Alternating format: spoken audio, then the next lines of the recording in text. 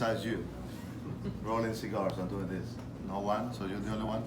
Probably, yeah. So what's your name again? Anthony. Anthony, you gotta keep very quiet today. No, there's a lot of questions that I'm gonna be doing.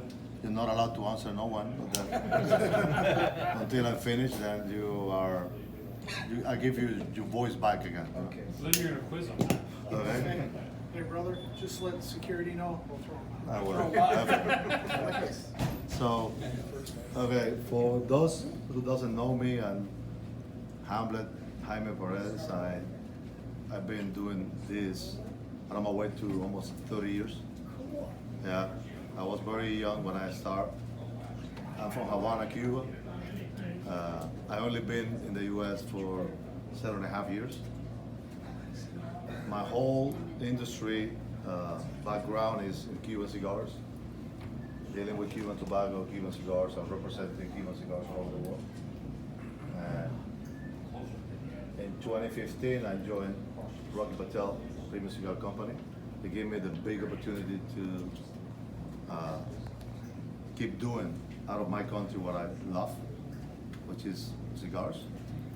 And since then, I've been going around this country pretty much every week, just putting the pandemic out of this game. Like my average was like 120, 130,000 miles a year. So that just do the math, how many flights I did. And I'm representing also Rocky Patel because these cigars are part of Rocky Patel, and just he let me blend my own cigars inside his company. And I don't know, how many of you guys ever seen somebody rolling cigars? Okay. How many of you ever seen somebody rolling cigars without the molds and the press? Never.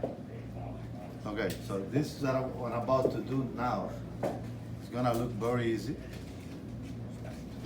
It's not. Okay? Yeah, it took me, I'm still learning, believe it or not, and this is not a lie. Every city, every environment is different, and the tobacco react in a different way. So just put it this way, if you've seen somebody making this in the factories, they do have every size of cigar, every ring gauge, they have a different mold. So all you need, you gotta put together the same amount of tobacco in each one after another, and put it in there. But the mold is gonna bring them to the right exact ring gauge, no matter what. If you put a little bit more, it's gonna be like this, but it's gonna be 50 ring gauge. That is the case.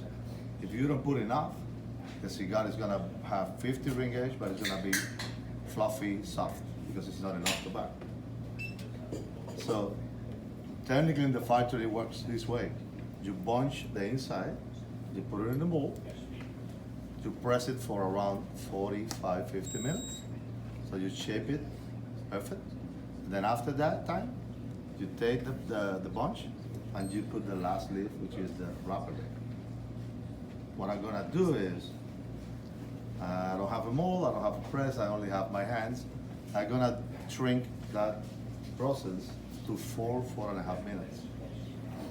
So this is gonna become this in 4.5 minutes. Okay, it took me 17 years to master this. After I was already master roller with the molds and the press. Okay, I'm gonna be using 5 different leaves.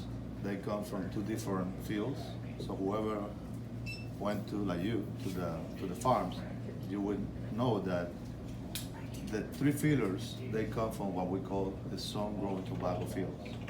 So these fields they're not covered, so they gotta get the sunshine and the rain directly. So we're talking about a 7+ feet tall tobacco plant. And the ones on the top, they're gonna be the darker ones, the thicker ones, the strongest ones. Why? They are exposed to the sun and the rain all the time. So when you're going down in the tobacco plant, these ones on the top, they're gonna begin to do shadows, create shadows to the ones at the bottom. So from the top to the bottom, you're gonna get ligero, which is the strongest one, thicker, darker, stronger. Then the next one would be the viso, which is the medium. And then the bottom one is, we call it the seco, which that one doesn't even take sunshine or rain. It's very thin, very light color, and very mild in flavor. Okay, so these three leaves, they come from the sun-grown tobacco fields. Now, we have another tobacco field that we call shade-grown tobacco fields. We gotta cover the whole field with like a mosquito net. So we need to protect them from the rain and the sunshine. Is that right? Again, the same equation. No matter, even like that, there's rain that is coming and there's sunshine that is coming through the net. The top ones, they're gonna be darker, thicker, a little bit stronger. And on the way down, the bottom ones will be very light color, okay? And you give me please one Liberation 25th and 2020. And I wanna show you that right now, right here.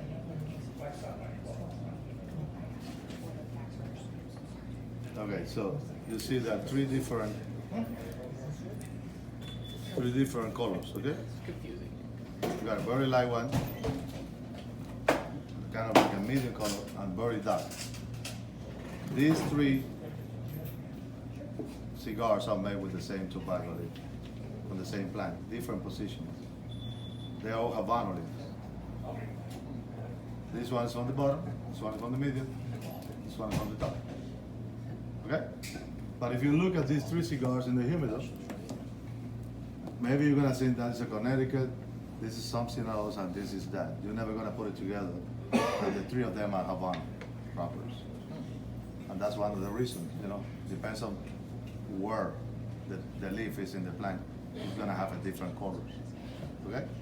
And that's why you see, don't judge a cigar for the colors, okay? Because I wanna show you that here. I can kill you if you believe that this is gonna be the lighter one, which is the lighter one, by the way, now, but I can make it in the other way around.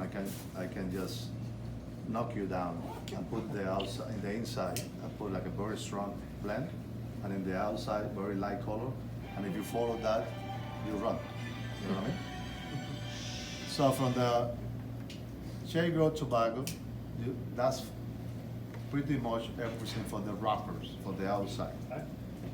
But what happens when there is like a little hole in the net and one drop of water just go into the lid? This is gonna happen.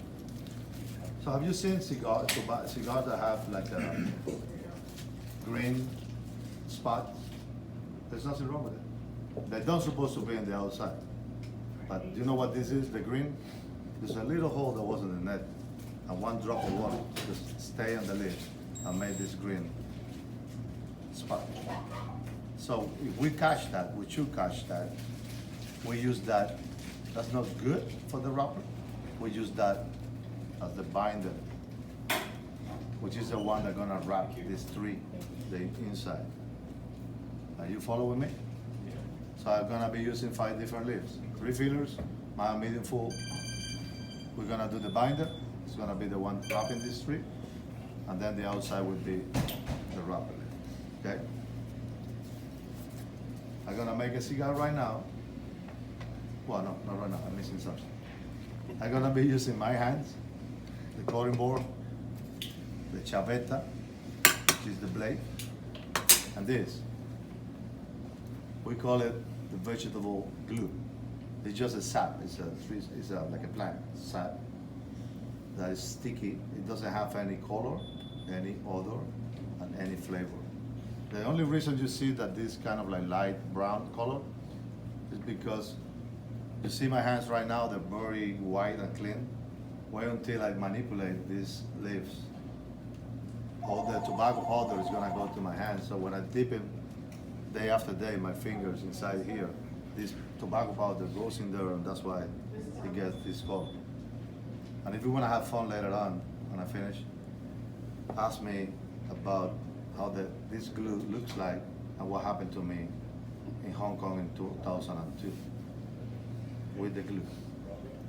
I'm gonna be laughing now. I didn't laugh when I was there. Okay, so I'm gonna make a cigar right now. I want you to see, pay attention to what I'm doing. This is gonna be all about that. I'm gonna explain a little bit more after I finish. And all I want after I dip my explanation is, let's do Q&A. Whatever you think you wanna know, shoot me. And then let's do like that interaction. So that way we save a lot of time. You don't wanna listen to something that you don't want, and just giving to you what you asked me to tell you, okay? We're good? Yes, sir. Here we go.